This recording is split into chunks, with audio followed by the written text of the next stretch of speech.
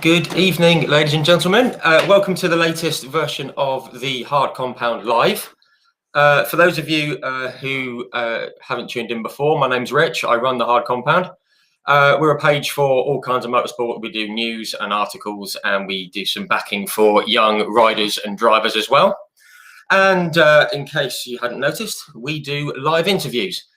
These are all streamed on our Facebook page, Twitter, and our YouTube. So if you search for the Hard Compound, all one word, on Facebook, Twitter, Instagram, you'll find us. And if you search the Hard Compound, 3 words, on YouTube, you will also find us. So thank you everyone for joining. Got a few people joining us already. Thank you very much. If it's your first time tuning in, welcome. Thank you. And if you're a returning loyal viewer, thank you also. We've done a few of these interviews in the past. The last few weeks we've been live with various people, mainly from the four-wheeled world. Lots of current British touring car drivers, past champions like Rob Gravitt, Steve Soper, John Cleland, Matt Neal. We've also spoken with Louise Goodman on the media side, which has been fantastic. We've spoken to people, some pretty big names like Dick Bennett, the guy who's credited for launching Ayrton Senna's career, and the boss of West Surrey Racing. We've spoken to double Indy 500 winner Arie Luyendyk, F1 driver Derek Warwick, who also won the 24 Hours of Le Mans. Spoke to Rick Parfitt Jr. from the British Touring Car Championship last week, son of Rick Parfitt, Status Quo, which was fantastic. We've also spoken with Tom Coronel, and we also had the privilege of speaking with Mario Andretti back in February. All of those interviews are on our Facebook page in the video section, also on YouTube and on Twitter. But tonight we have our first guest from the world of two-wheeled racing, and very, very excited for this one. We started pretty big. We've managed to get a 6-time Bennett British Superbike champion on to come and join us. So I'm not going to go on any longer because you haven't tuned in to listen to me. You've tuned in to listen to our guest. So we're going to bring him in. Please join me in welcoming Shane Shakey Byrne. Hey, Rich, how are you? I'm very well, Shakey. How are you?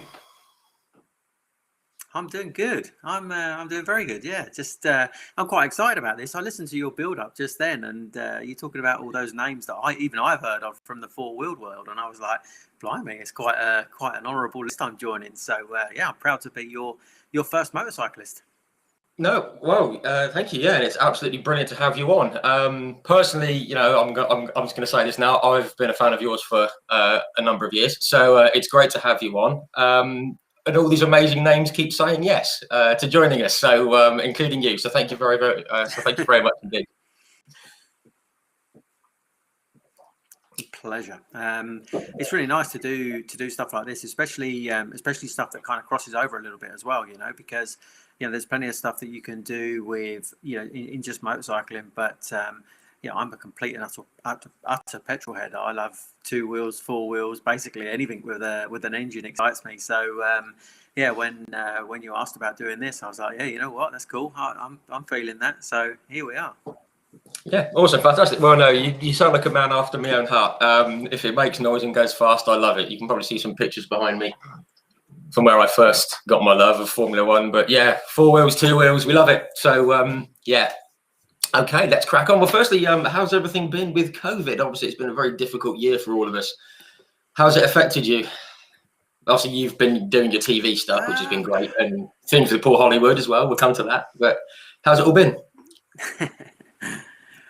Yeah, I think like for everybody, it's been difficult, hasn't it? I mean, different people have had different scale of problems. I mean, we're quite fortunate. I remember it was actually a year ago today, wasn't it, that the lockdown actually started.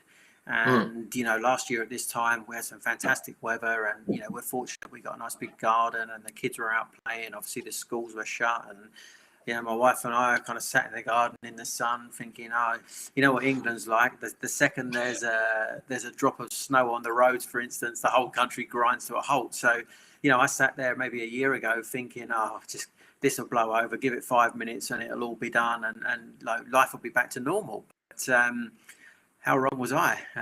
Here we are a full year later, and in some ways every day feels a little bit like Groundhog Day. a prime example is I had to go to London today, and I've been so maybe over the top careful with the whole COVID thing. You know, when I talk about the scale of problems for people, we actually lost my brother-in-law to COVID. So you can imagine when it's that close to home, you know, it's real. It's not pretend. You know, there were plenty of people, weren't there, in the beginning of this time last year saying, oh, you know, it's nothing worse than a cold, or it's like catching the flu, and in 2 days later you're going to be fine, and whatever else. But you know, we suffered our loss, but my wife wasn't even allowed to travel to her home country to go to her brother's funeral. So it's been really difficult. But because of that, like I said, we've been so careful.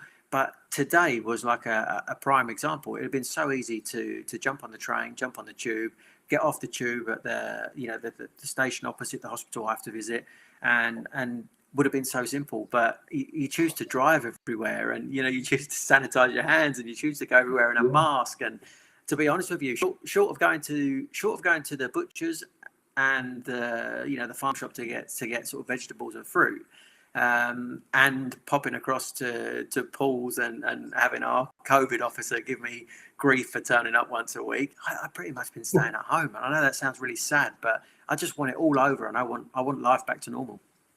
Yeah, no, that's absolutely the best way in my book. I mean, you know, there's people even now saying it's fake. We don't need masks and all this nonsense. I mean, obviously, very sorry for your loss, for the family. I mean, I had it myself, very, very mild. I felt kind of crap for 4 or 5 days, and it's horrible.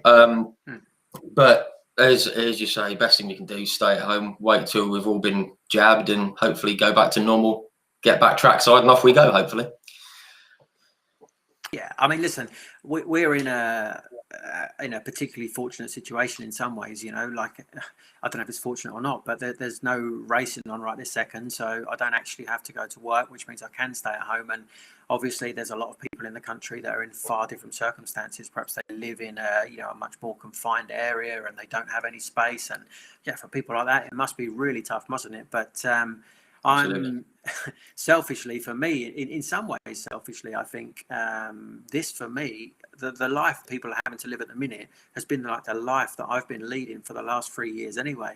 Since I had my crash and sort of my life got put on hold, it kind of feels a little bit like, now you're all in my recovery period with me. Do you know what I mean? That's a horrible way to look at it. But yeah, well, the way I see it is like now nothing's happening, so I'm not getting left behind. You know, like I would give anything to be able to say, right, okay, that's it.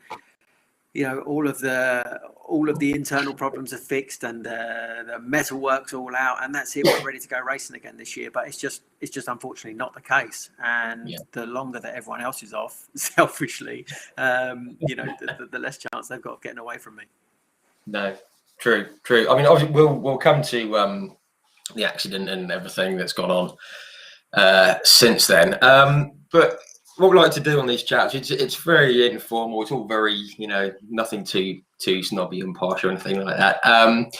Just like to start at the start and just have a run through of your sort of life and your career on, you know, like mainly on two wheels. Obviously, you had your early life was. People may or may not know was not the usual situation. But how did you first sort of get into motor racing from that point? When did you first switch onto bikes and thinking, oh, I like this? Do you know what the weirdest thing is? The question could actually be flipped in some ways, because, you know, I wrote about it in my book. You know, when people ask me that question, the honest answer is I never remember. I don't ever remember not wanting to be exactly what I've been fortunate enough to be for the last 20 odd years.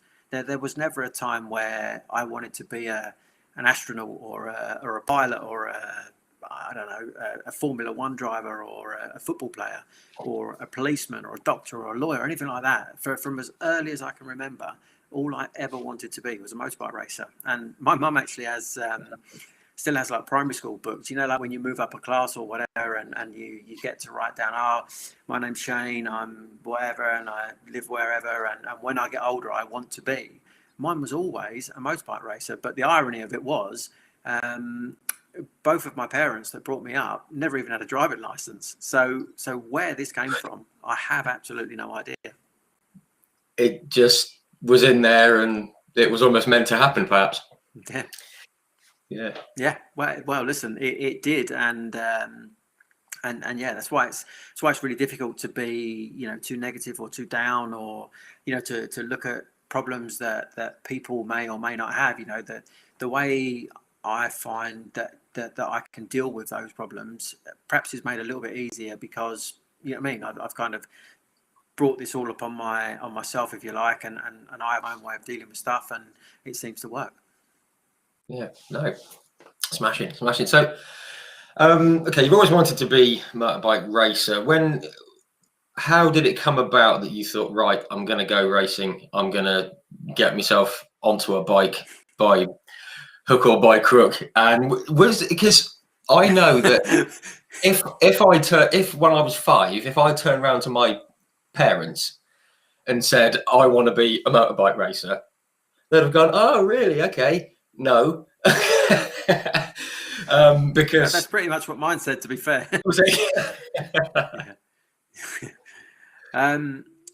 Like I said, you know, it's really strange. This all come about, you know, way before I even got to ride my first motorbike. And I probably got to ride my first motorbike at Butlins, on a holiday at Butlins with my parents. My older cousin took me to there was a little track at Bognor Regis at the Butlins there, and they used to have these little putsch Magnum things, and I used to sit there for hours. You know, I should have been in the swimming pool, or I should have been playing in the adventure park or whatever, but I'd just sit and watch these, you know, whoever paid the money to go and ride these bikes, I'd sit there and watch them for hours on end, and absolutely loved it. And my cousin became quite friendly. He was a few years older than me. He became quite friendly with the guys that were running the bikes. And literally on like the last day or the second to last day of the holiday, he said, oh, do me a favour, let my little cousin have a go. He's not stopped banging on about it the whole 2 weeks we've been here or whatever. And they let me on. And it was almost like that just cemented the whole thing even further, you know. So, yeah, from that first kind of contact with a motorbike, I mean, I was obsessed before, but after that happened, that was me, done. There was no other choice. It was a proper tunnel vision, yeah, this is what I want to do. So obviously from research and reading the book and whatnot, you got yourself involved with Fast Bikes magazine. So how did that sort of come? Because you then got spotted by, was it Paul Byrne, who then sort of spotted you on doing bits and pieces when you were out racing?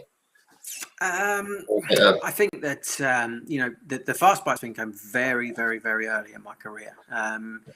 My first ever race was in 1996, and that was at Brands Hatch on a 400cc Kawasaki, and I was fortunate enough to win it. And you know, like when we spoke about the riding the little Putsch Maxi, and it like cementing that feeling, you know, to go to the first ever race meeting you've ever been to compete, having done no more than 2 track days, literally 2 test days, one day at Lyddon Hill, where it was half wet and half dry, and the same at Brands Hatch, maybe 2 weeks before the first round in probably like mid-February or something. So you can imagine how nice that was. And then to turn up at your first round and win, it was like, wow, these are signs, you know, this is God's way of telling me this is what you're made for. So yeah, it went on from there, you know. Brilliant. It's not a bad way to start, is it? I mean, certainly to like cement your belief that it's what you want to do and that you're sort of good enough to go and do it. It's that's the way you do it, isn't it? I think the funny thing about the whole thing is the reason it actually started. You asked me that question in the beginning of that, and probably the reason why it actually started was I actually got banned from driving on the road. You know, I was your typical 19-year-old hot hatch, you know, Kevin, if you like. Yeah, I had every kind of hot hatch car at the time, from XR3Is to RS turbos and 205 GTIs, Renault 5 turbos, all of that kind of stuff. That was me. I if it had a big stereo in it and a big exhaust at the time, that was me. I was happy. But yes, a little bit of an altercation with the law saw me lose my license, and at that point, I just thought, you know what, this can't go on forever. At that point, I think I was 19 years old, and I sold the cars. I think I had 2 cars at the time. I sold the 2 cars and all the bits and pieces that were in them, and bought a bike, and away we went. So it was a big commitment. It was like a huge investment in myself, if you like, but it wasn't like I could drive on the road anyway. So I had to spend my money on something. and I'm guessing just because of the nature of riding bikes. I mean, obviously, I've always said that you guys are just wired differently to the rest of us. You're just bonkers, especially the guys who take on the Isle of Man TT. The nature of riding bikes, does that helps the mental sort of discipline, the focus, I guess? Because if you get it wrong in a car and you have a slither, okay, you might have a bit of a bump and the insurance might be getting a phone call.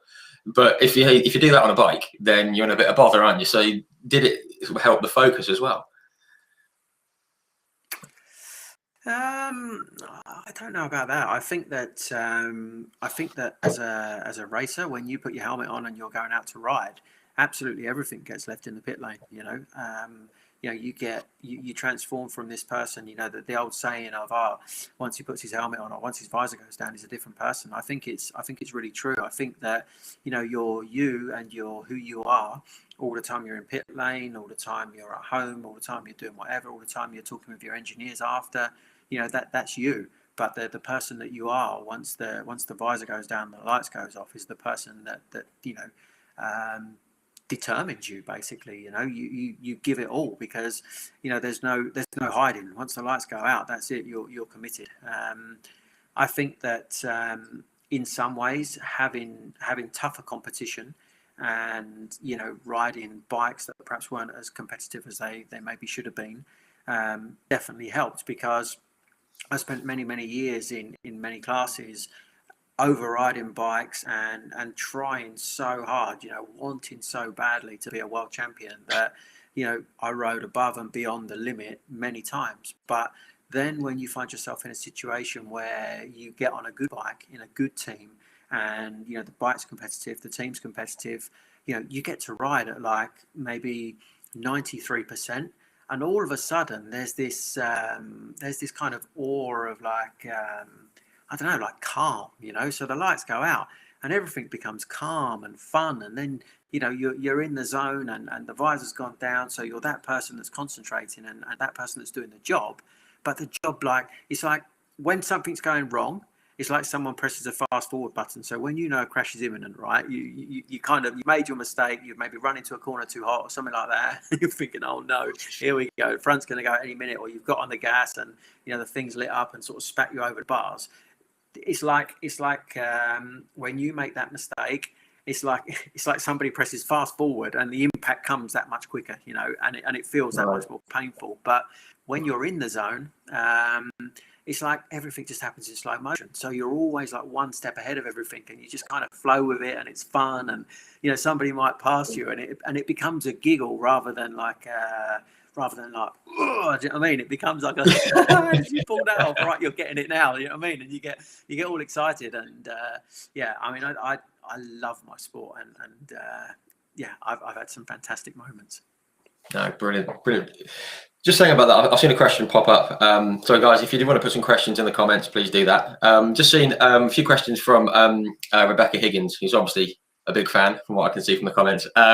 She's just said, have you ever had that out of body experience perfect lap where you just, I think Ayrton Senna spoke about it back in 1990 when it was just a have you ever come close to that?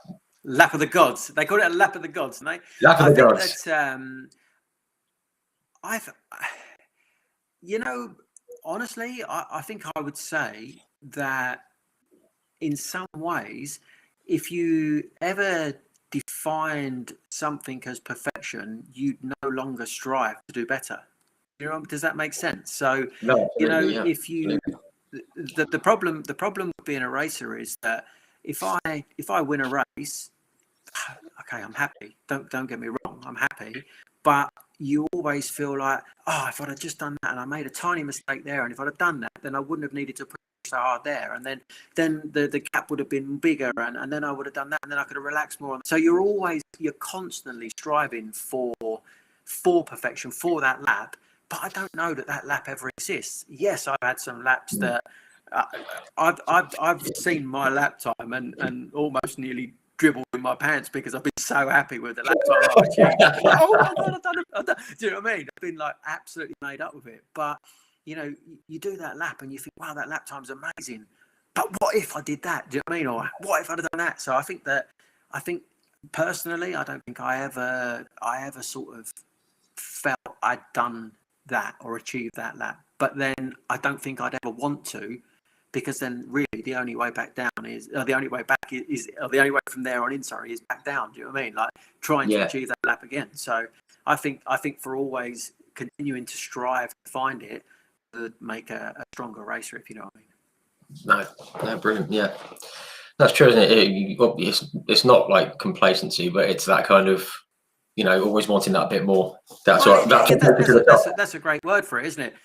Some people in life are complacent. You know, some people are really, really happy to, you know, to go to school, to qualify well, you know, to get a good job, to get married, to have children, to live their life, to watch their children grow up, to become grandparents, and then retire, and then that's it, job done. You know, like life's been achieved, and I don't knock anybody for that, because we don't all have the same opportunities. But I think that, you know, in every element of my life, even outside of racing, you never stop striving to be better. You never stop wanting to reach new audiences. You never stop wanting to achieve new things. I mean, one of the things, the biggest issue for me, if I'm perfectly honest with you, in my career, the career's been great, but I only ever wanted to be a world champion. And the fact that I won 6 British championships is cool. It's all right. It's good. But it's not enough, because I can't pop to the local dealership and say, right, I'll give you 3 of them if you give me 1 world title, because then I can be happy. But in fairness, like I was just saying a minute ago, if I'd have got that 1 world title, 1 wouldn't have been enough anyway. And if I'd have got 2, then I would have wanted 3. And if I'd have got 3, then I'd have wanted 4. So it never stops. So, yeah, I think to answer her question in a really long way, I don't think I achieved that lap. No, it's just amazing about the mindset, isn't it? It's just a different people and how we're all built. We've got a lot of questions about getting back on the bike, guys. You know, we've got Rebecca Higgins again, and Matt Anderson, a few other guys. Just going to put some names in here: Matt Flower, Shane Papworth. I've seen your comments. We're going to come to that a little later. If we can just have a quick run through of your time in the BSB and the toing and throwing between World Superbike and all that, because I'm always fascinated. You know, we've all seen what happens on the track. I'm always fascinated with how you first get into like a big national championship, whether it's on 4 wheels, 2 wheels, you know, British touring cars or BSB, or, you know, German touring cars, whatever it might be. Because I remember, was it 1999 was your first year? Was that with Harris Performance on the Kawasaki? Yeah, on a superbike, yeah. Yeah. How did that come about? That move into like the big league, as it were. Well, I owe that really to Colin Schiller from Fast Bikes, because Colin owned the magazine at the time, and you know, he kind of took me under his wing, if you like, in end of '97. So I'd only really been racing a year, and he gave me a job testing with the magazine, and I got to test all sorts of stuff, and was literally like, I was never home. I was like, right, he just phoned up. I mean, I'm just a kid from a council estate in Sittingbourne, right? And I'd get a call, right, get yourself down to Nice, but I never even knew that Nice was Nice. I just saw this message like, get yourself to Nice, and I thought, how do you get to Nice? Do you know what I mean? Like, what's Nice? So it was like a whole new world for me, and you know, basically just jumping on aeroplanes, getting in hire cars, or driving vans with bikes in them, or riding bikes to, you know, exotic locations, if you like, and basically getting paid to play on them. It was fantastic. So obviously I was doing all right, and Colin could see I had some talent, and he helped me out on a 600 in the British Championship anyway, and was very close with the Harris brothers from his connections with Barry Sheen and whatever else. And he asked the Harris brothers, look, I've got this young kid. I think he's going to be really fast. Can you give him a shot? And they'd seen what I'd been doing already and said, yeah, we'll give it a go. And away we went. Fantastic. Brilliant. Just sort of fast forward, 2001, obviously, you won the Privateers Championship. Was it, I've got it in my head. It's 22 wins from 26 races or something. Top 5 finishes overall, in races and stuff.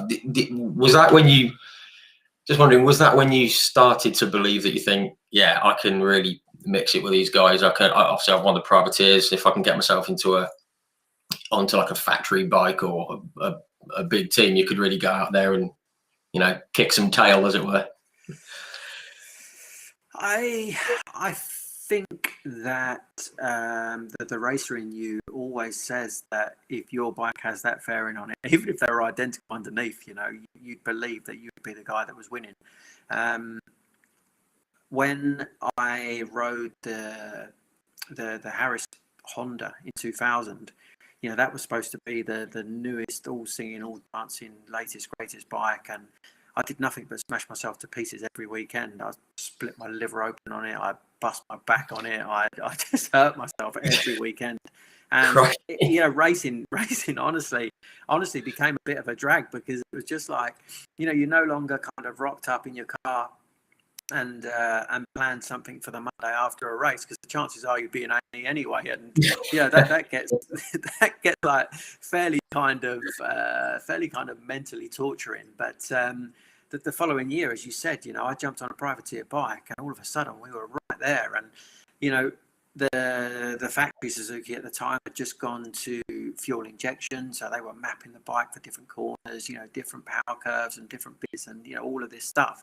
And I thought to myself, flipping hell, I'm beating you on the old carburetor bike, and you've got an extra few years of development on me. And if I had that bike, I'd be really fast. And I guess that belief is always in you. If you don't believe in you, how on earth are you going to convince somebody else to?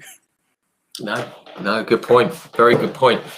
That's the thing. It's just, whoever we sort of speak to on these, whatever they do, it's just that belief in themselves. And as you say, if you believe in yourself, you can go as far as you like. It was 2002.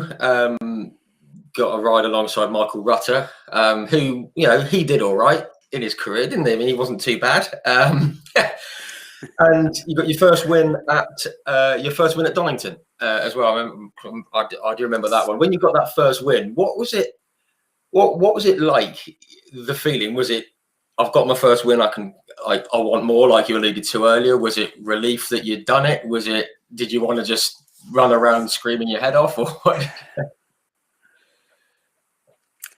Honestly, I don't really.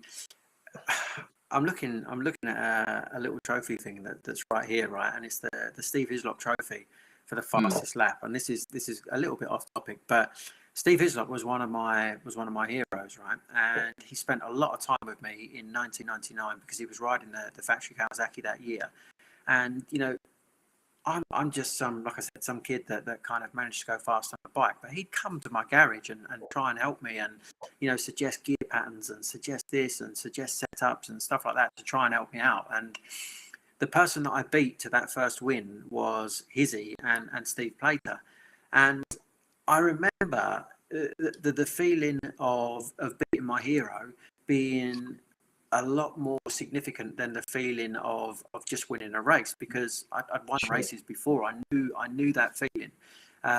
Obviously not at BSB level. That was my first BSB win, but I felt really dejected really quickly after the race, because I listened to his post-race interview, and he was saying, congratulations to Shakey, did a great job.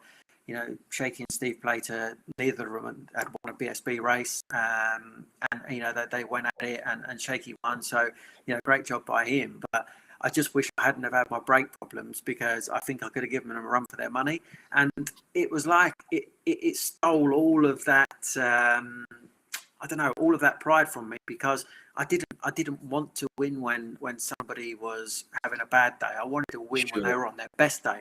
The same way that later in my career, when people talked about BSB and victories and championships, and not finishing below second for sort of 6 years or whatever it was, 5 years, I always wanted the most competitive people possible to come back. So Stuart Higgs and the BSB organisers always kind of rustled up a name. It might be Sylvain Gentoli, it might be John Hopkins, it might be, I don't know, whoever it might be, some foreign riders or whatever. But for me, it was always the higher the quality and the better the level of that rider that you bring back, the more justified my victories feel. So put me out against a load of track day riders, and what am I going to get out of that? I'll maybe win the race, and it'll be easy, and there'll be no reward, there'll be no satisfaction. So I think it's really important that you compete against the best possible at the level you're at, and then you get that moral victory as well as the one over the line. No, sure. No, good point.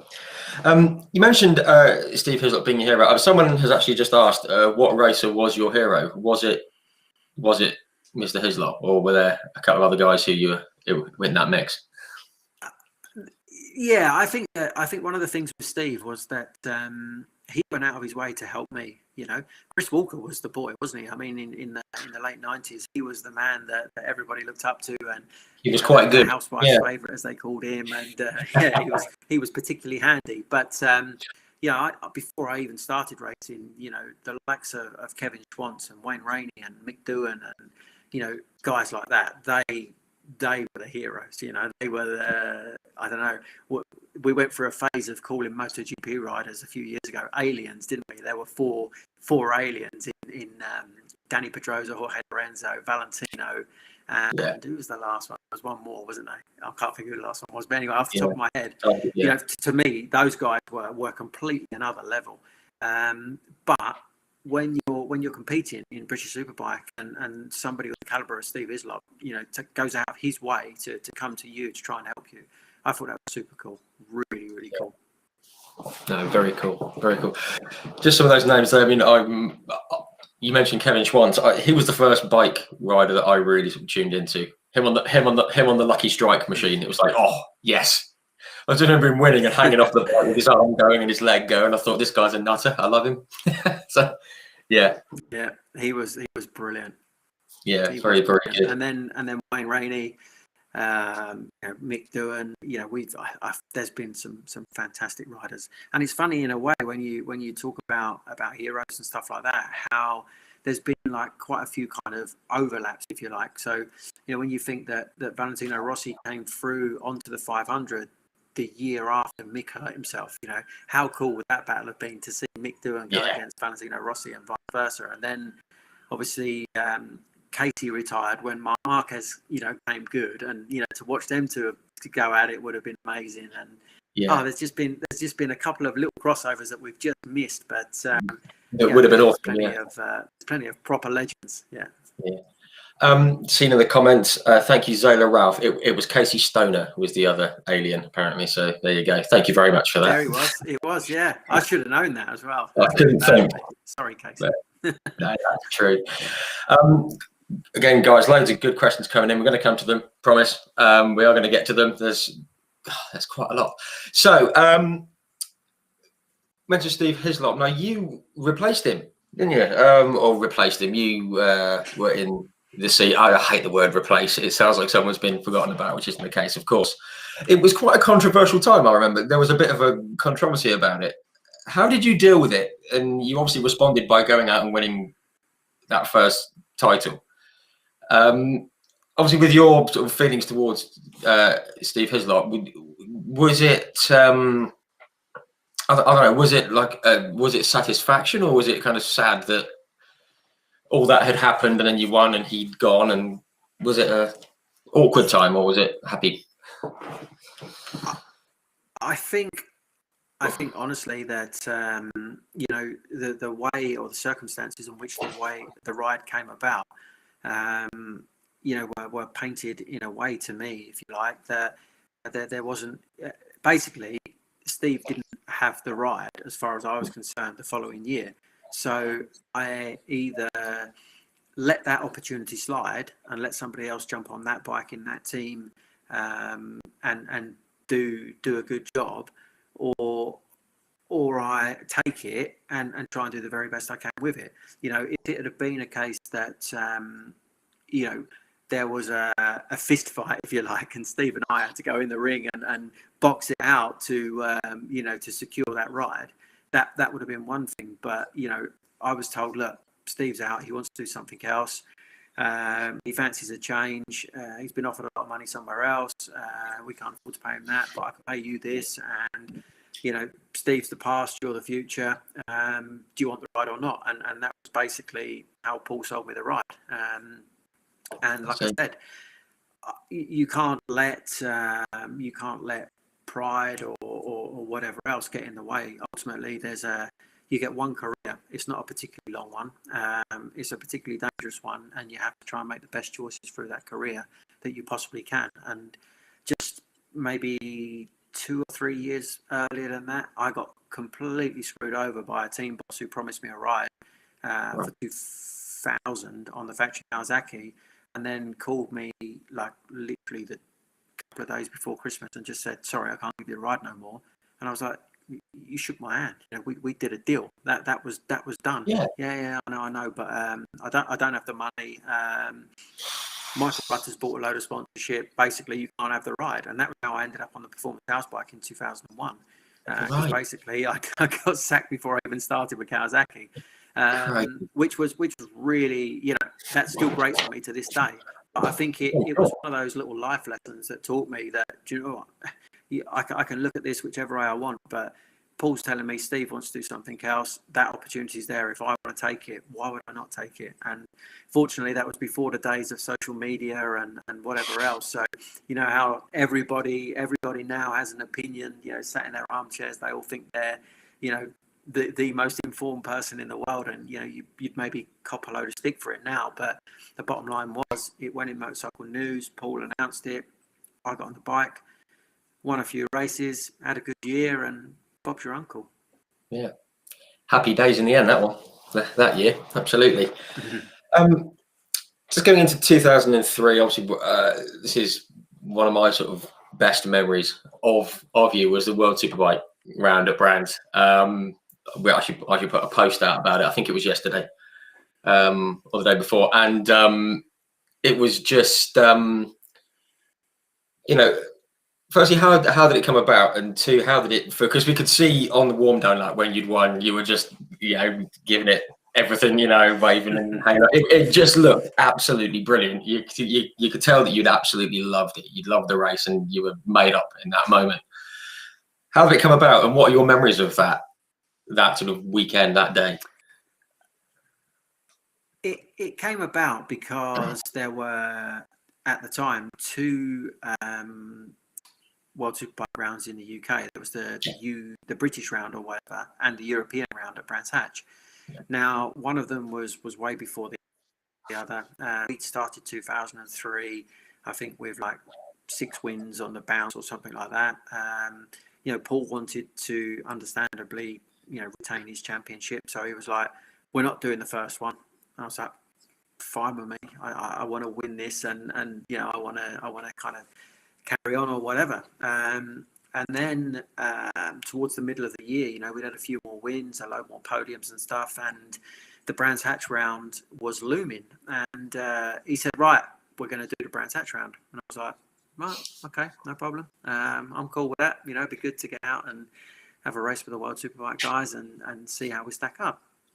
And one of my funniest memories of it was that at the time, the Flamini brothers ran the World Superbike Championship. And obviously, this was a time when, King Cole Fogarty had dominated World Superbike, and World Superbike was still massive. And, we still had, I think, at Brands that year, there was like 100,000 people in the crowd. It didn't quite hit the 120,000 that Foggy had, but it was a big crowd, And before the event, we had to go into London for a pre-event press conference. And I remember turning up at this press conference, and James Tozen was there, and Neil Hodgson, who obviously went on to win the championship that year. Who else was there? Chris Walker was there. A few of the foreigners as well, maybe Zaus or someone like that. And little old me and John Reynolds. And I remember watching this Flamini guy, spending time with with the riders that were from that championship, and really chatting to them, being really nice, and and how do you feel about this? And it's your home round, and this is good, and blah blah blah. And when it come to my turn, he literally put the microphone at me, and he was like, "You're doing a wild card. How do you feel about it?" And I was like, "Yeah, well, we'll see how it goes. Let's just get out there and ride my bike and have some fun, and hopefully do a good job and do the do the British riders proud, and yeah, that's it." And he was like, "Right, okay, thank you," and just moved on. And that was it. And I thought, that was a bit short, but there we go. Anyway, the funny thing was that obviously the weekend happened, and the funniest thing about the weekend was Brands Hatch is not a million miles away from the Dartford Bridge, and one of my friends come and picked me up on the Saturday night after qualifying, and it took me to a Pizza Hut of all places at Lakeside, and we went and had some dinner together at Pizza Hut in Lakeside. And the next day I went on and won both the races, and in the second race, the post-race press conference or whatever, the same guy that had absolutely rubbished me in the pre-race event was like, taking it to a whole new level compared to the guys in the pre-race one. So he was there chatting away, and it's fantastic, and we knew you were going to do well. And I felt to saying to him, "Yeah, is that why you just asked me one question and then completely rubbished me and walked off?" But it was a fantastic day. I mean, listen, at the end of the day, there's 3 people in the world that have achieved what I achieved that day, and there's only one person in Europe, and that one person's me, because the other 2 guys were Japanese guys who did the same job in Sugo in Japan.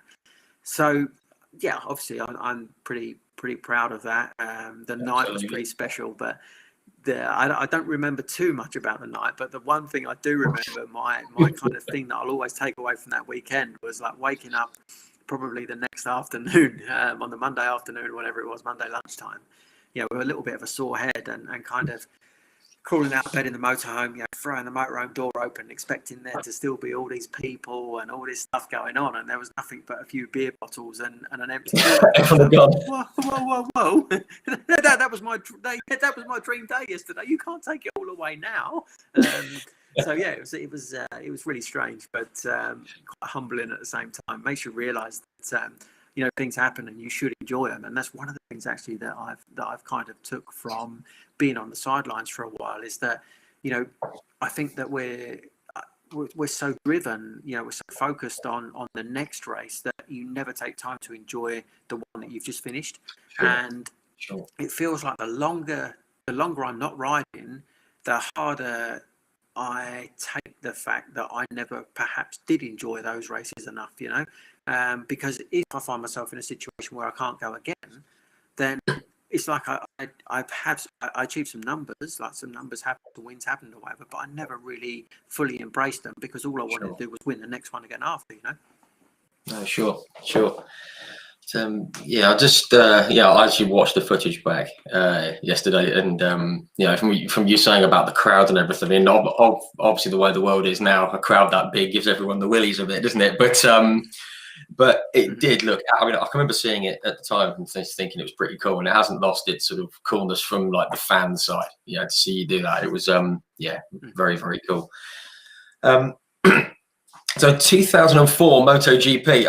I've just got a list in front of me of some of the names that you joined in MotoGP. Obviously, we've got Valentino Rossi, he's all right. You've got you've got like Sergio Gibernau and Max Biaggi and Alex Barros, Colin Edwards, Nicky Hayden, obviously, who we continue to remember. Loris Capirossi, Troy Bayliss. I mean, there's some pretty cool names there. Did it ever feel daunting, or was it just like, wow, I'm keeping some great company here and I can really give this a crack?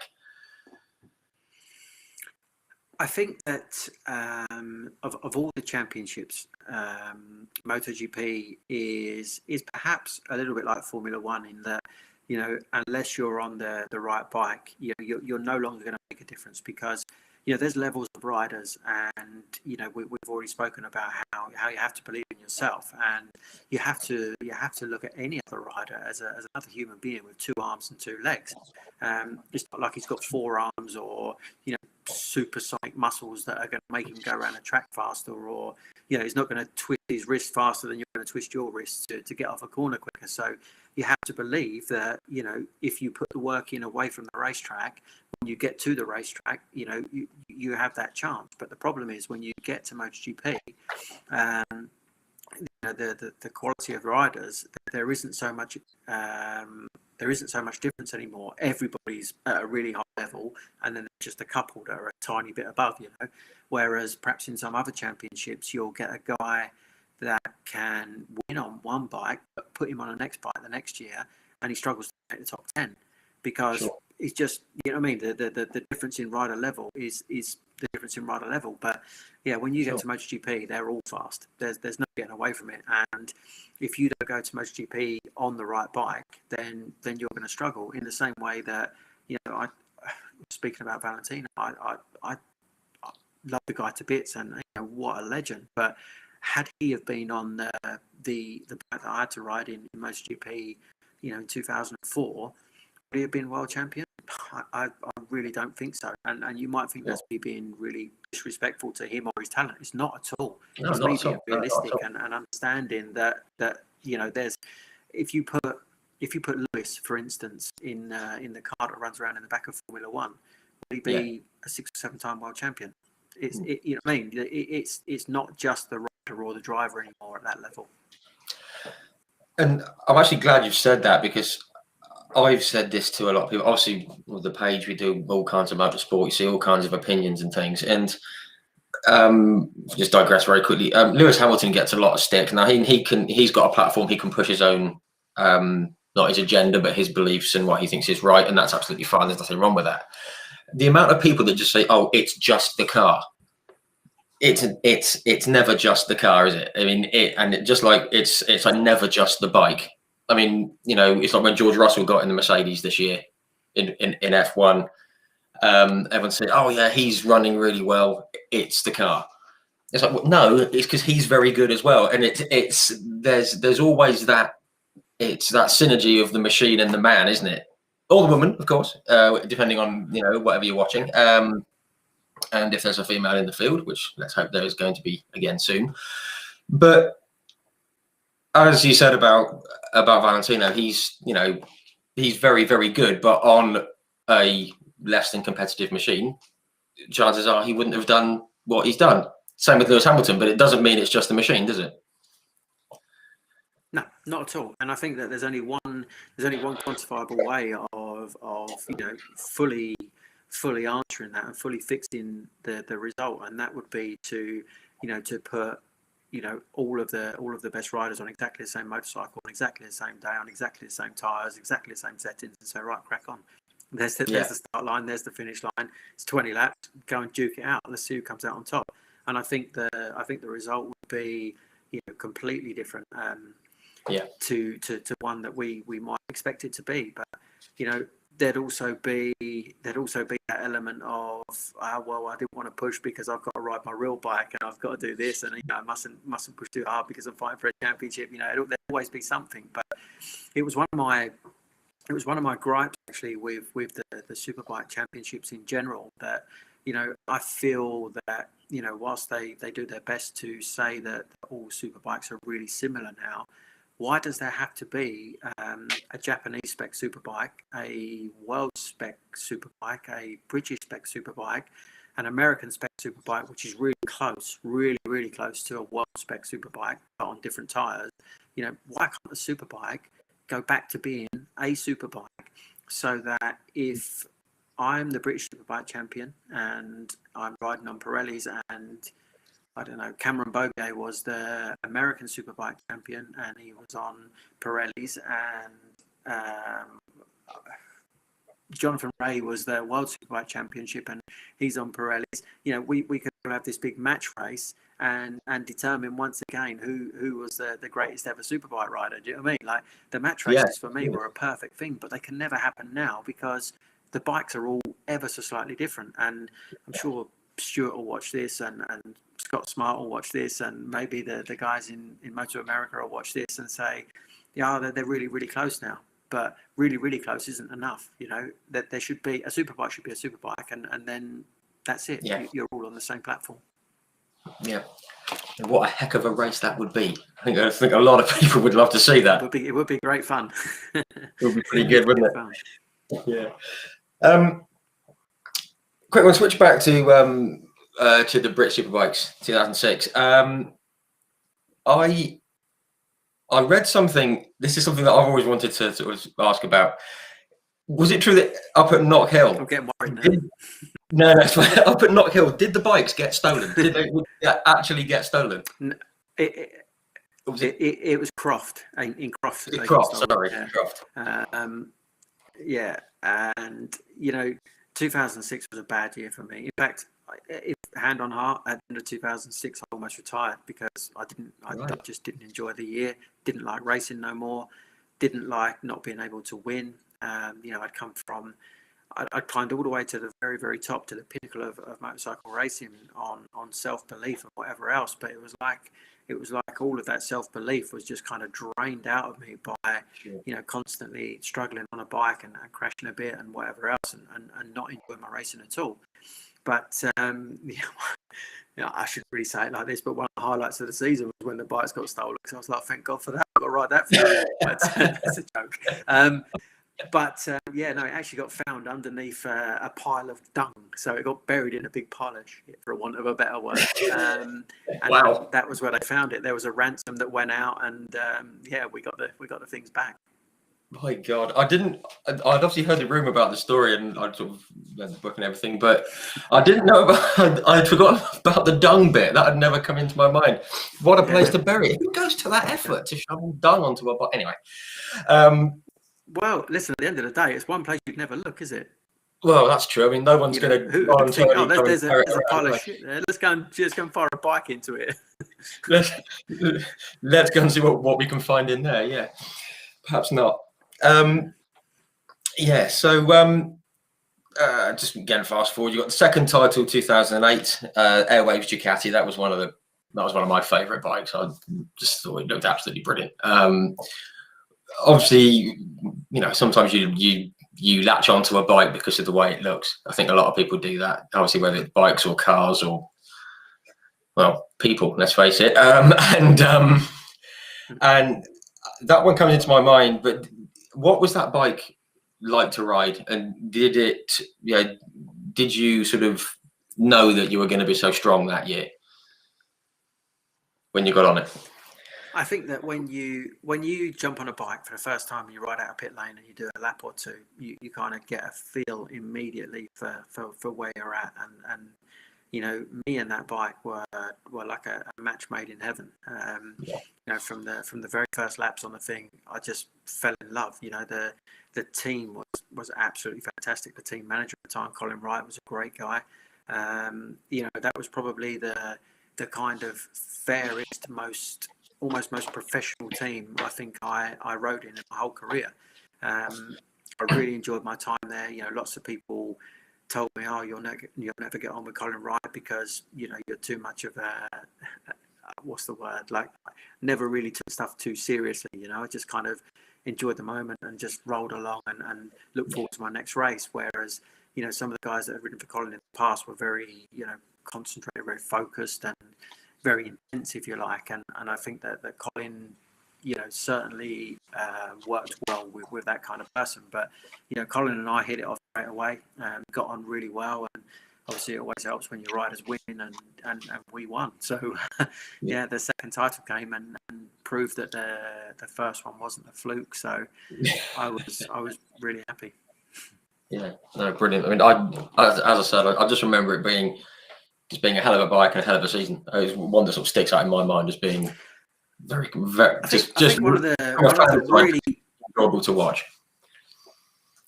Yeah, one of the really cool things about 2008 was the caliber of the riders in there. You know, that was another year that you know, everybody was strong. So if you look back at the lineup, you know, there was you know, so many good riders in there that we beat to the championship. You know, Cal Crutchlow, Leon Haslam, Tom Sykes, flipping hell, there was Leon Camier.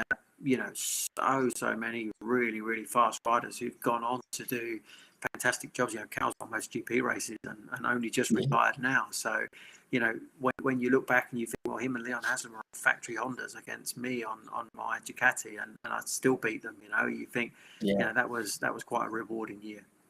Yeah, absolutely. Just another quick switch. 2009 to Superbike. Was that a hard call to make? Because obviously 2008 was so successful. Was it a tough call to make, or was it something you wanted to go back and give it a full-time go at?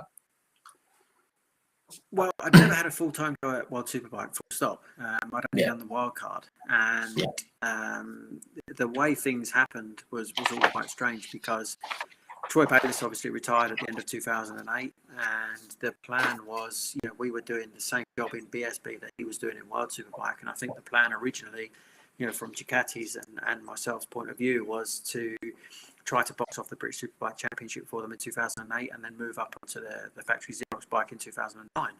And that was looking incredibly likely that it was going to happen, but literally a bit of a last-minute.com thing. Nori Hikiaga became available, and obviously he knows all the tracks, and you know, had been in World Superbike before, knew the job better than I did, and I guess they you know, went with maybe a safer option. So they, as in Ducati, said, "Oh no, we still really want you, and you know, we're going to put you in the Sterile Garda team, and you know, it's a really well-funded team, blah blah blah." Max Biaggi's been in there this year with Rubens out, and let's face it, Max wouldn't go anywhere where things weren't right.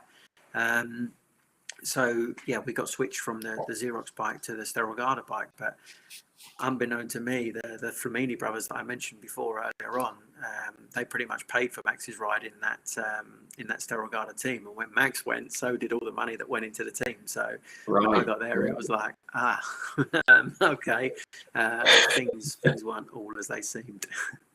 No, sure. Unfortunate, of course, but obviously that's the way it goes with finances and whatnot, isn't it? Just going to fast forward another couple of years back in the BSB. Obviously, you broke the record for British titles. Excuse me. Obviously, you came back with Honda, and then obviously 2012 to 2015, you were with like Kawasaki, very successful sort of time.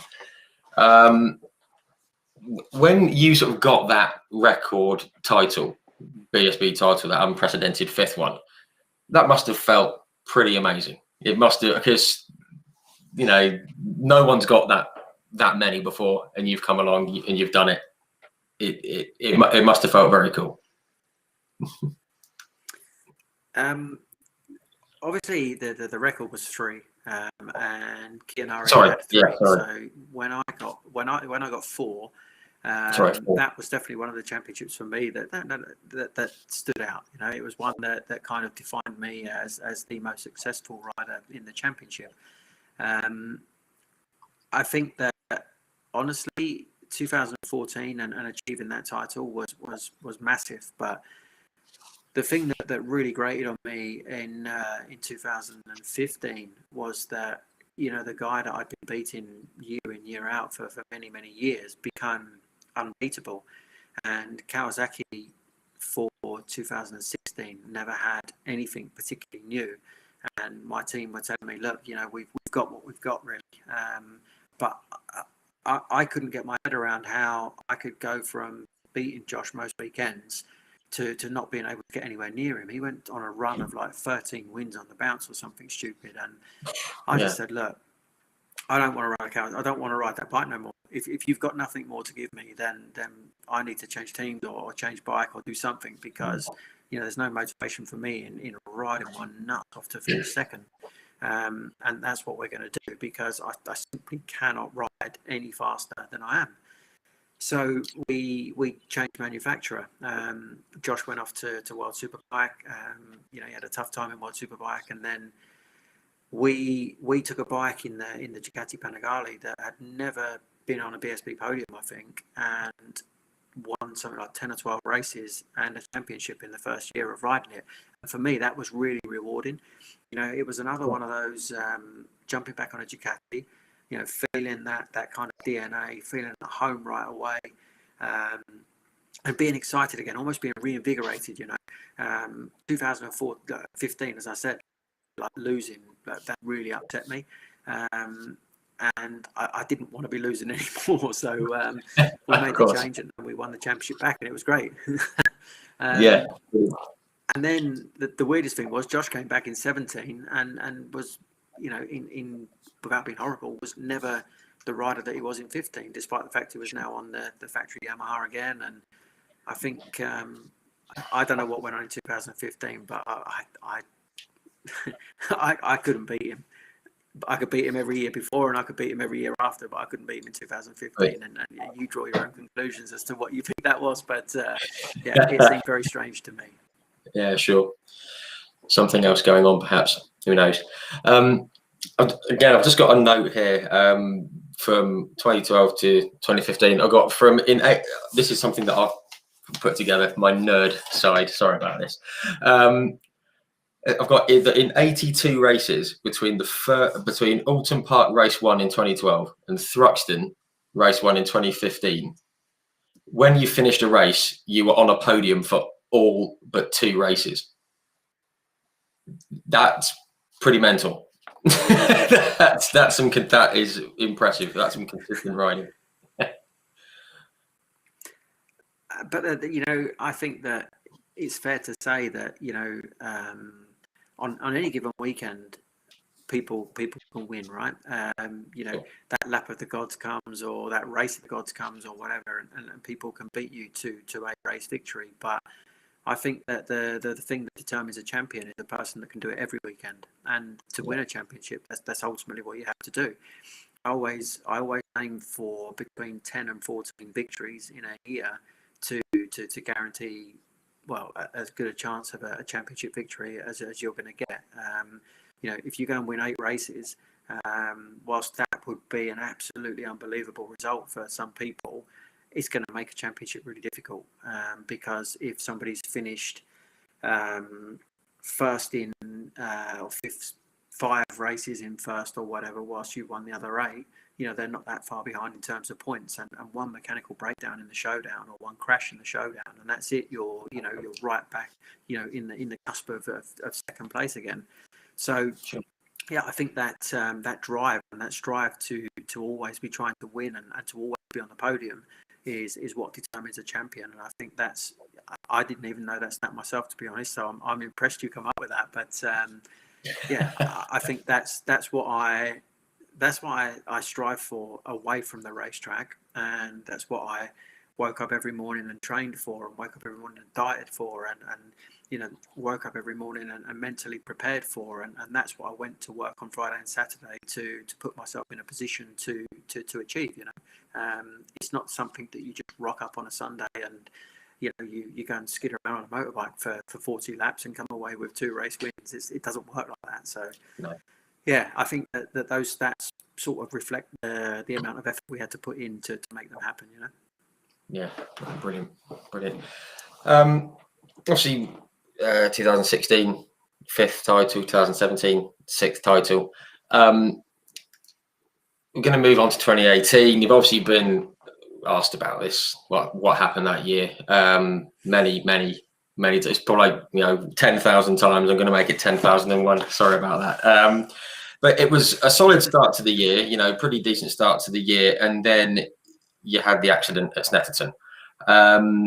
Obviously, people seem to be obsessed with trying to find footage of it and things like that. I, for one, am glad there's not, because it doesn't sound particularly pleasant.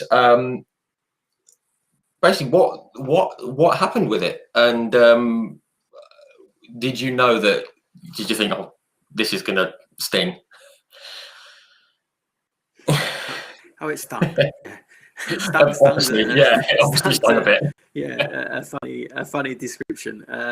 Yeah, But I mean, listen, I thought I'd at understate the end of the it. day, yeah, we are all human beings, and we're all capable of making a small mistake or having a small problem that causes a mistake. And you know, my mistake was running off the track, which normally wouldn't really be too much of an issue. I basically caught the edge of the grass and was going quite fast and attempted to scrub off speed and didn't scrub off enough. Sort of, you know, morning grass and slick tires don't really go that well when there's only two tires to go with. Yeah, sure. And ultimately I couldn't stop, and I jumped off my bike and went into the barrier. But went in head first and kind of folded myself up and sort of peeled open the back of my spine, if you like shattered all my neck and peeled open my spine and broke my chest and my shoulders and my ribs and just proper mess, you know. But it was really weird because if you imagine the aperture of a racing crash helmet, you know, you've got like a vision thing kind of like this, right? Well,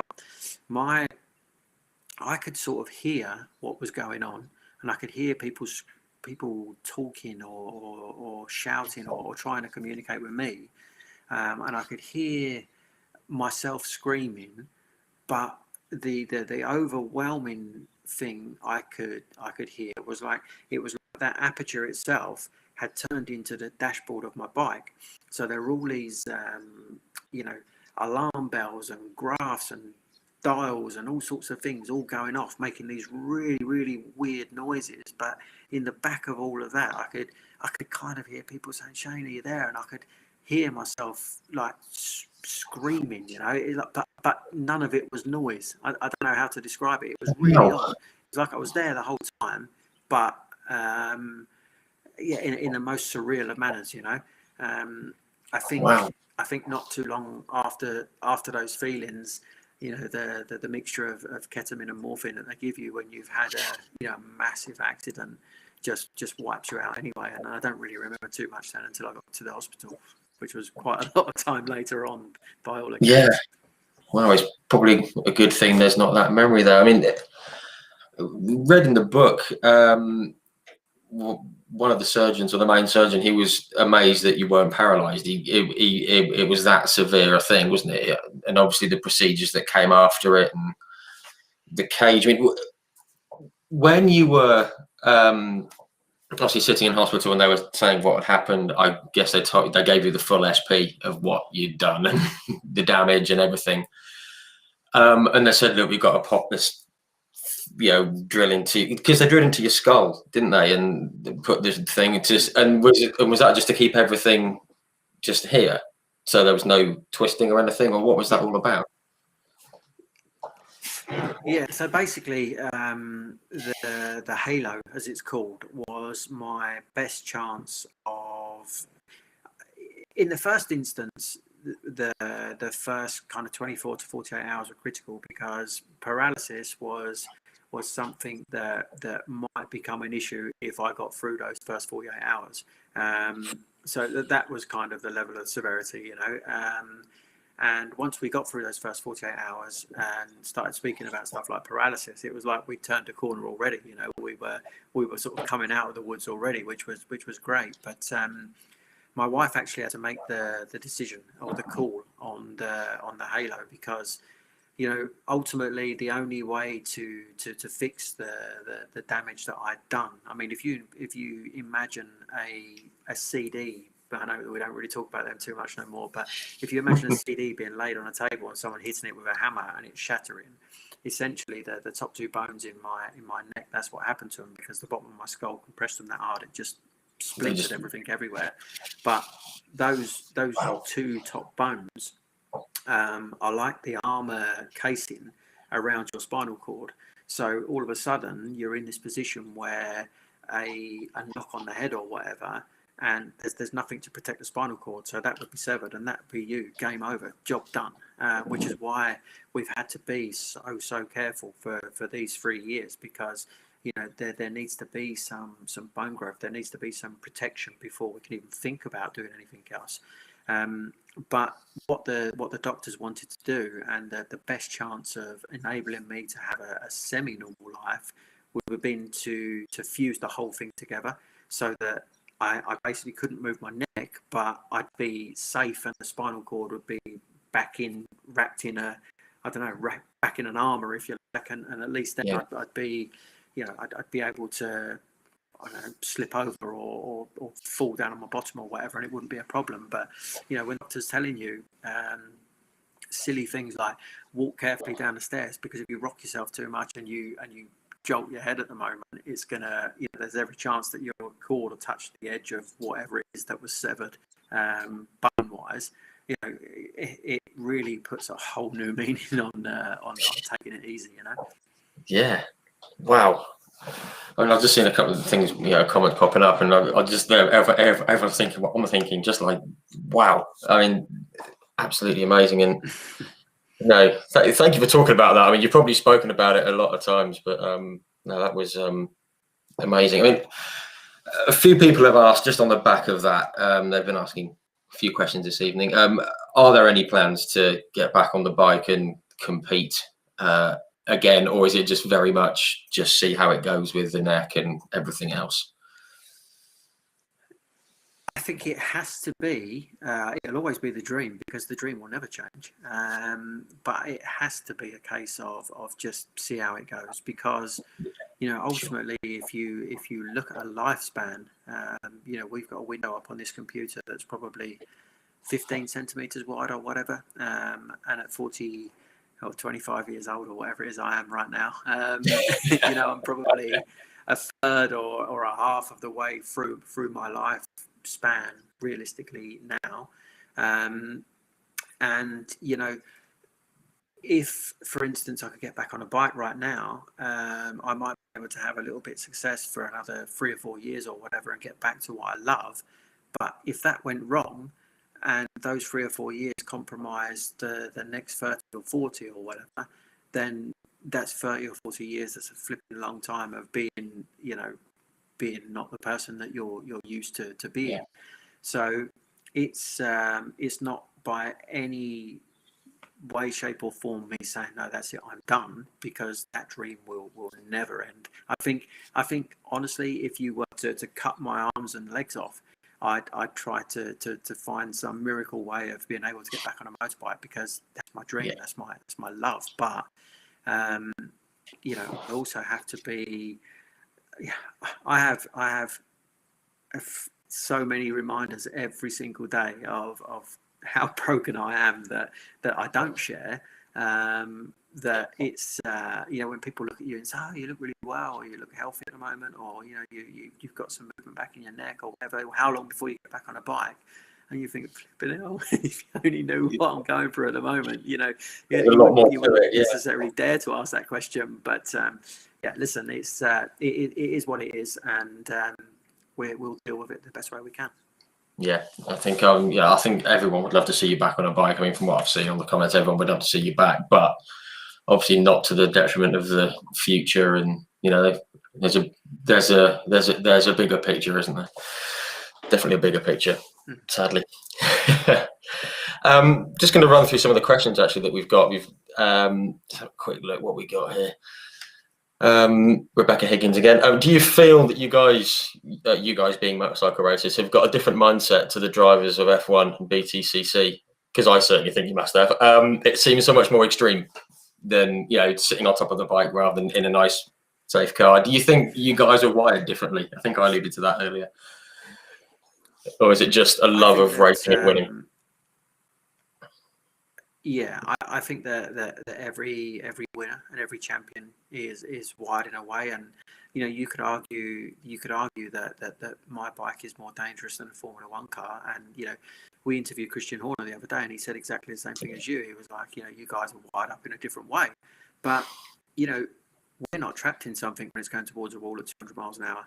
Do you know what I mean? We can jump off or bail or whatever. So you know, are they the crazy ones? Yeah, they've got a carbon fiber tub around them or whatever, and they've got seat belts and hands devices and all of the stuff that, you know, Formula One cars have. And you know, look at the crash with Roman Grosjean last year. It showed how fantastically well the safety systems are in those cars, but they can't get out. You know, and like I said, when something's going wrong, it's like life speeds up. It's only when something's going really, really right that everything seems really slow. So, yeah, are we wired up different? I don't know. I think every winner's a winner. And like I said, it's one thing beating a champion one weekend, but it's a completely different thing beating a champion to a championship. No, sure. You said about being able to jump off the bike and things like that. I think, correct if I'm wrong, I think it was Maverick Vinales last year, and he had a brake failure, and at 170 miles an hour, he just decided the best thing to do was to jump off the bike. I mean, I can't even compute that, but yeah, obviously. Listen, I can assure you right now, if you were sat on top of the thing and your brakes failed, that is your only option. Yeah, the same thing happened to me in 2006 at Snetterton. End of the back straight at Snetterton. You know how fast that used to be. I think my crash is the fastest recorded crash in BSB history. And you know, you get one pump on the brake, and if it doesn't work, that's it. You're jumping, because if you don't, you're going with that 165 kilo bike at 185 miles an hour into a barrier. It's not going to be pretty. No, it's not going to end well. Jumping off's the better option, which still baffles me. But yeah, I think just got a question come in from one of the young riders that we do a bit of backing for. A young lady called Peyton Richards, excellent young driver. She actually posted a picture of her with your good self on Twitter just a couple of days ago. She just said, what words of advice would you give a young rider about to start her first championship? And Peyton, very, very good luck in that. Very good luck indeed. Yeah.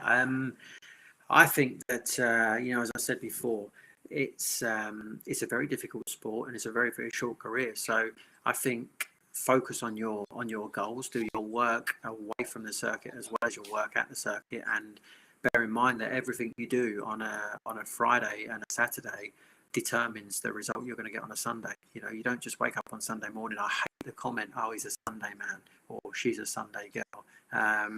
I think it's absolute nonsense. The amount of times we hear, "Oh, well, he'll come good on Sunday. He's always been a Sunday man." I just think that, personally, I just think that means that you're a lazy person on Friday and Saturday. And what the hell were you doing on Monday, Tuesday, Wednesday, and Thursday? Because that's your preparation for those two races on Sunday. So focus, get your head down, you know, achieve your goals, and I'm sure you'll have a great season. Excellent. Love that. So I saw a good question earlier on. This might be out of fantasy world. Would you ever be up for going car racing? Someone's just said about the British Touring Car Championship. Would you be up for to ever give that a crack? Yes, I would. In fact, I'd really like it. I spoke to Jason Plato actually a couple of years ago, and I just said, you know, I don't know what's going to happen with. I think it might have even been before I'd hurt myself on the bike. But I was like, you know, you want to do? Would you fancy doing like a little bit of a crossover thing, and you know, me getting a shot in your car, and you can have a ride on my bike or something like that. I'd love to see how I'd get on in a touring car. And we spoke about it a bit, and it never actually materialised. But I did get a run out in a team hard car at Brands on a really damp, freezing cold October morning, and I hadn't long hurt myself, and it wasn't to try and go fast or nothing like that. But yeah, it was so different. It felt so slow, but at the same time, everything was happening really fast because it was new. Like the power was like, this is like, oh, come on. Like, yeah, I was used to much higher speeds, but you know, like I said, when everything's going really well, how it all becomes slow and easy.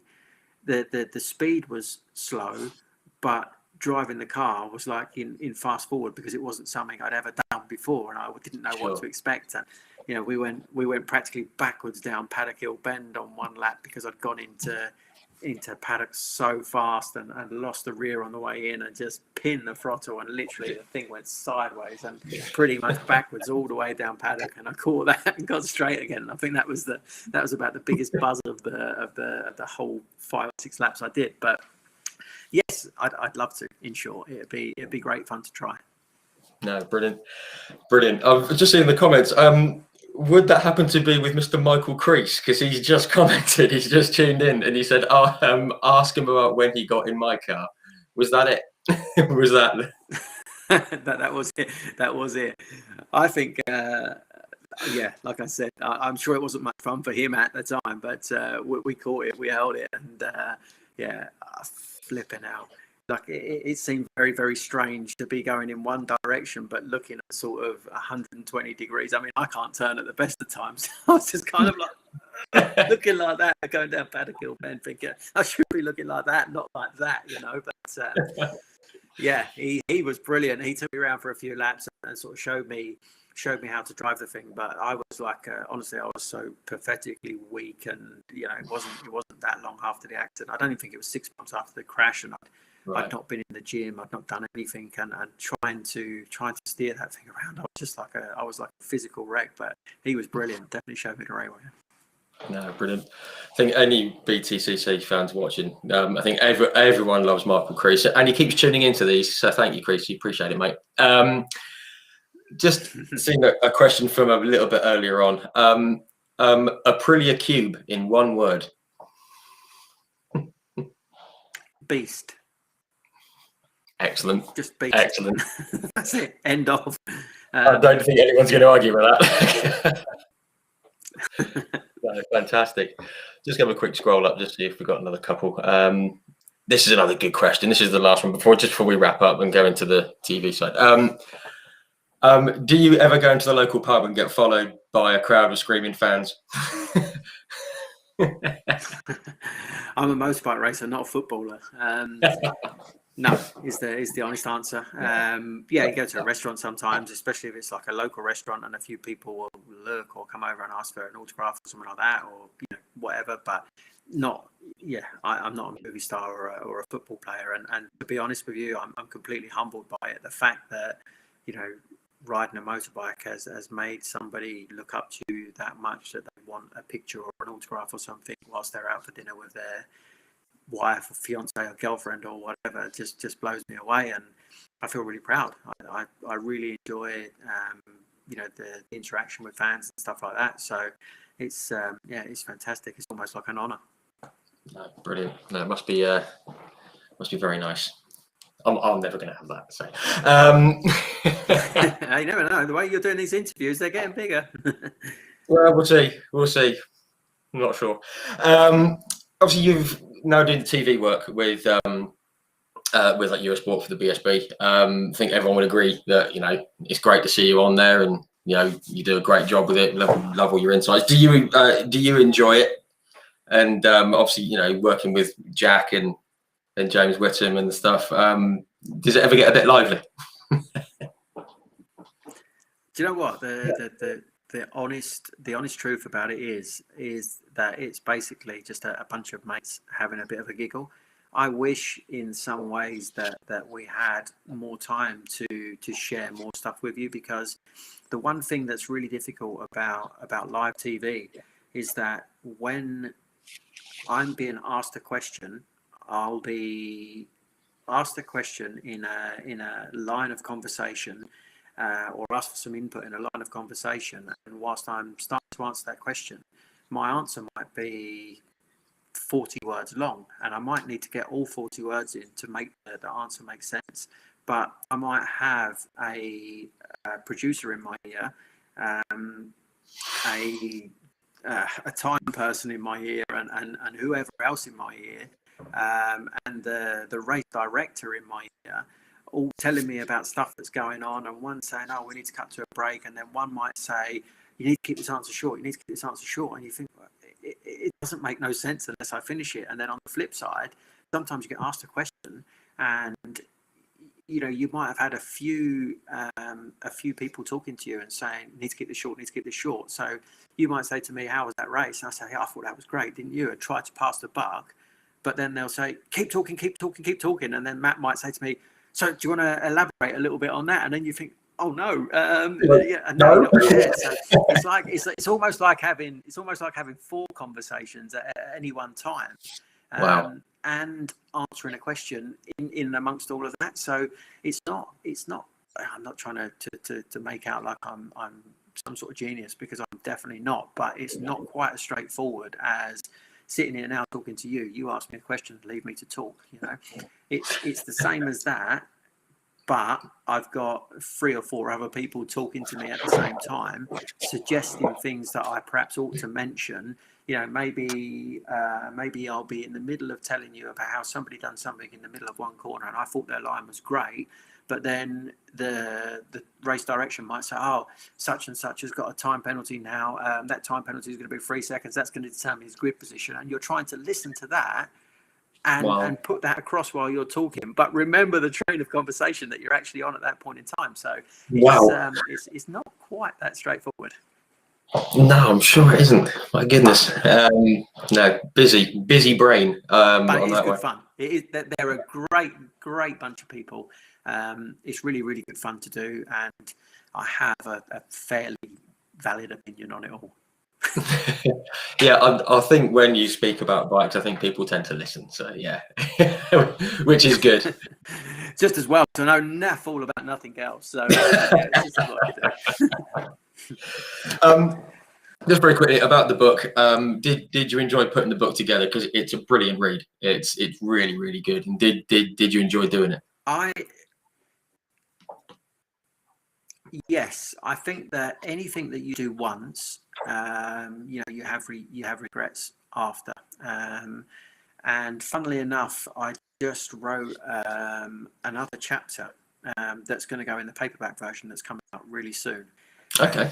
The publishers asked me if I'd write a chapter on my thoughts of the year, and perhaps where I'd got to in that extra bit of time that I've had to recover and stuff like that.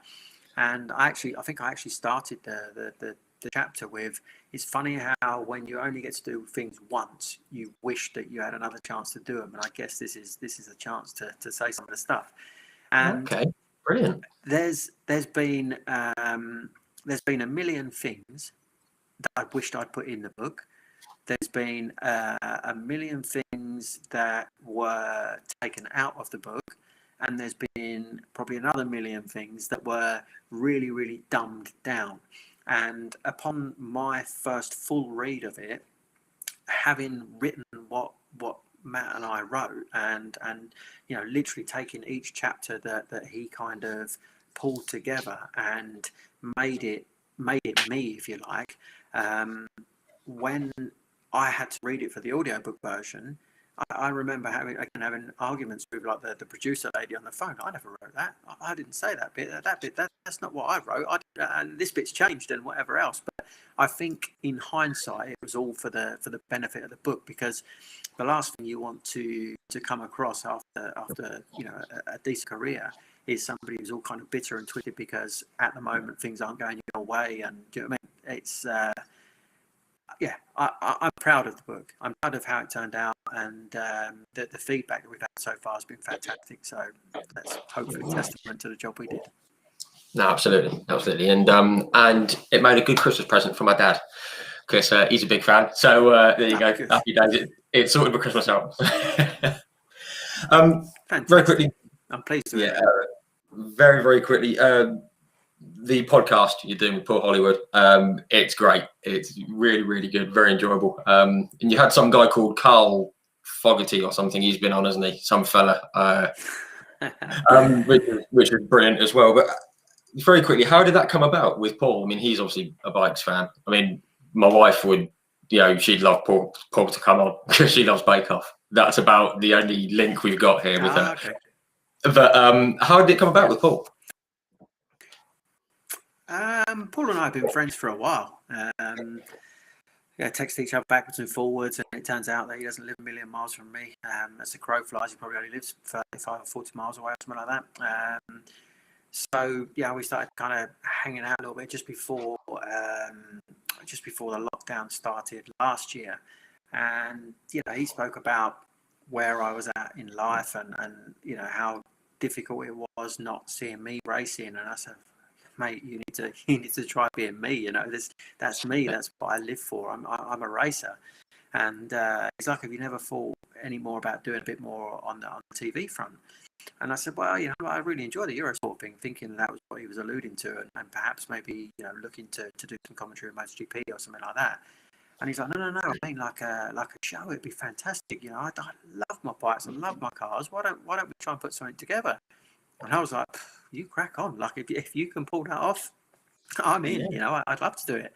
So we kind of started along those kind of lines. Filmed a little demo thing that we did together.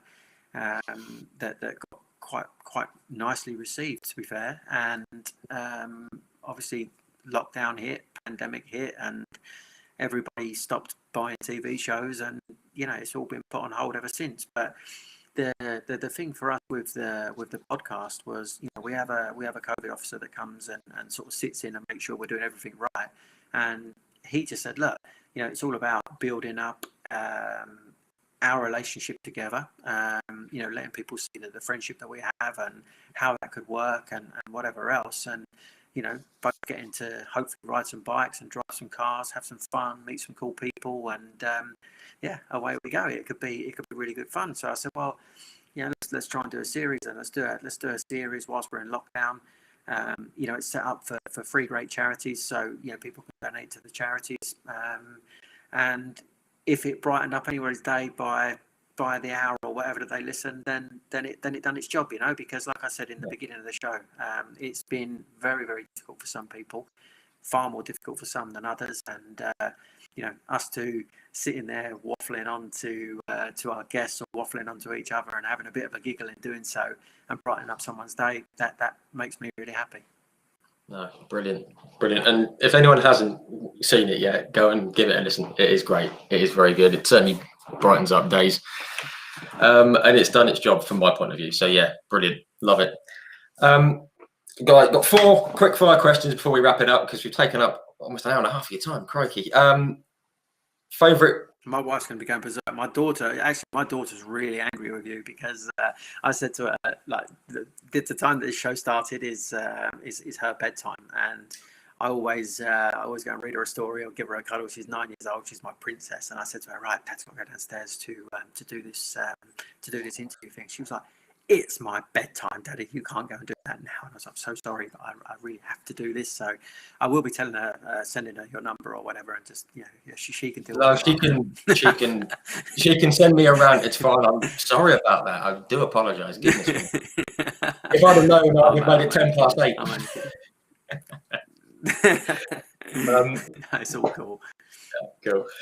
Quick one. Favorite bike that you rode? Favorite bike that I rode would be very, very difficult. My favorite bike ever, I think, would have to be the Ducati Desmo Sedici. It's not a bad bike. But that's only because it's kind of, without sounding big-headed, it's kind of achievable. If I had a dream bike, it would be an NSR 500 Grand Prix bike from like 92, 93, like a Rothmans or a factory Repsol Honda 500. That would be like all my dreams come true. Yeah, they are something else, aren't they? Favorite track in the BSB and abroad? That's the tricky one, because to be honest with you, I'd be happy riding around Tesco's car park. I'm sure. Riding a bike, I'm pretty happy. I think that the Brands Hatch Grand Prix circuit would be very, very high up on the list in the UK. Thruxton would also be very, very high up on the list, because that's just amazing. They're actually my 2 favourite ones. World. Fans, yeah. Oh, really? Okay. Yeah. In the world, and they're quite nearby. Phillip Island's pretty special. Yeah. Brno in the Czech Republic is amazing. Imola, Mugello, flipping out, the list goes on and on and on. In the world, there's some fantastic tracks. Not sure. Laguna Seca. Oh, corkscrew on a bike, madness. But, 2 weeks ago we spoke with Steve Soper, British touring car driver, sports car driver, and all that. And you and him are the only. From, didn't he drive? He drove Mondeo. Did he drive Mondeos? He was in years ago. Drove BMW. He drove a Ford Sierra back in. Name. He drove a Ford Sierra, Sierra. Drove for BMW. Drove in Le Mans and all that. But yeah, you and him are the only two guys who have said Brno in the Czech Republic, and I think I've always thought it's a great track. So good, that's two on my side. Yeah, amazing amazing. And last one, someone from history you wish you could have raced against. Is there anyone that you think, oh, wish I could have gone against him? I think that the difficult thing about that would be machinery. You know, like the best possible person, basically.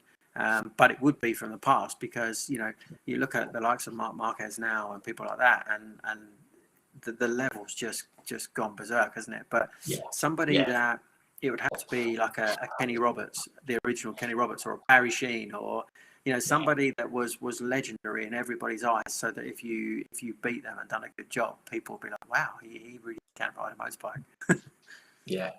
Awesome. I mean, in my own head, I actually had Barry Sheen in my head, because he was the first guy I came across from my dad, big bikes fan. And he told me about his crash at Daytona, and I just thought, crikey, he's something else.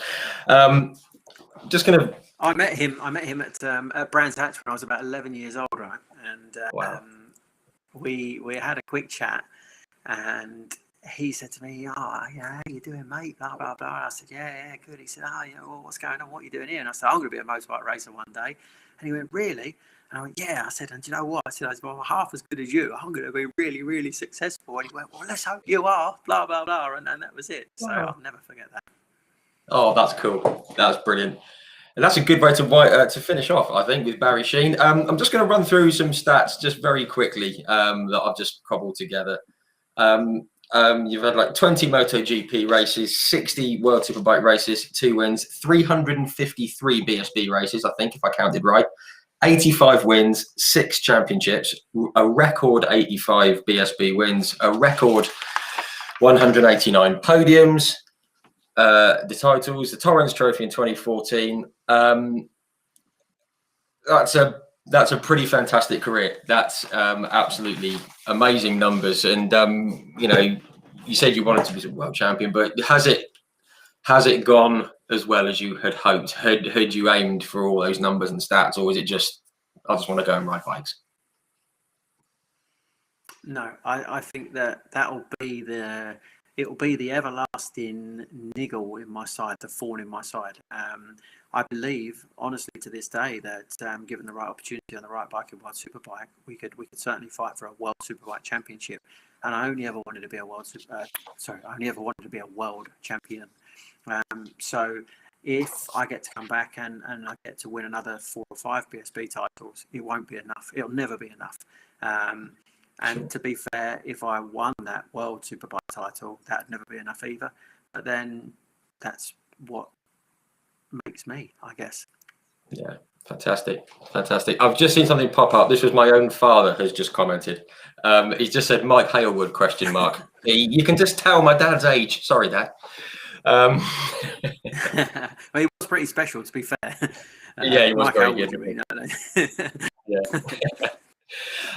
Just one line to finish on. Someone actually commented earlier on. They said that they actually met you in their local village, and it was the best day of their life. So that's how well sort of loved you are in the motorcycle world. And I just think that's a lovely way to end. So thank you so much for coming on. Really, really appreciate your time, and do apologise to your daughter from me as well. No problem. I'll certainly do that. Mind you, she'll be asleep now. She'll be well and truly asleep. So I'll tell her in the morning. But thank you so much for having me on. To that person you just mentioned, that's made my evening, and hopefully we'll get to catch up soon. Yeah, lovely, fantastic. Thank you very, very much, Shakey. Really appreciate it. And we'll catch up soon. Thank you very much. Cheers. No worries.